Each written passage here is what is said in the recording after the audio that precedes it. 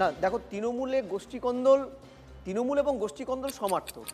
তুমি খেয়াল করে দেখো, মূলত 16 সালে 11ই ক্ষমতায় আসে পরে 5 বছর পরেই তৃণমূল কংগ্রেসের 16 নির্বাচন থেকে তুমি দেখবে গোষ্ঠীকন্দল এমন চরমে গিয়েছিল, মাদার ভার্সেস যুব, যে নামেই থাকুক, নবীন প্রবীণ, যে নামেই তাদের মধ্যে গোষ্ঠীকন্দল দাঁড়া বেঁধেছে, গোষ্ঠীকন্দলকে নমিনাল করতে গিয়ে সেলিব্রিটিদের দাঁড় করাতে হয়েছে। ওই সেই শৌখিন ফুলদানির যে ফুল রূপ শৌখিন দেবকে দাঁড় করাতে হয়েছে, এমন অনেক জায়গায়, যে উভয় পক্ষকে স্যাটিসফাই করার জন্য ওয়ান অ্যান্ড অনলি এজেন্ডা।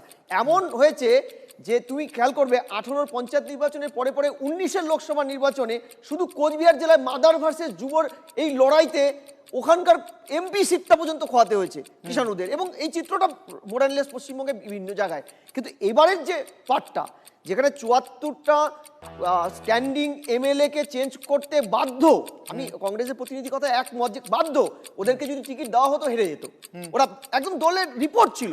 দ্বিতীয়, যাদেরকে পাল্টানো হয়েছে তারাও তাদের এক্সিস্টিং বিধানসভায় জিততে পারতো না।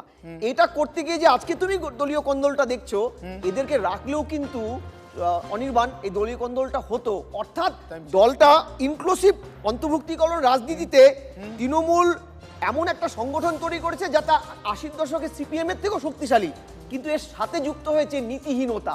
যে নীতিহীনতার কারণে কিন্তু তৃণমূলের গোষ্ঠীকন্দলটা জন্মলগ্ন থেকে বিরাজমান। কখনো কখনো সেটা ভয়ানক রূপে বাইরে আসে, মুসুল পর্ব চলে যায়, ঠিক মহাভারতের মুসুল পর্বের মতন। এটাই আজকে বহিঃপ্রকাশ হচ্ছে।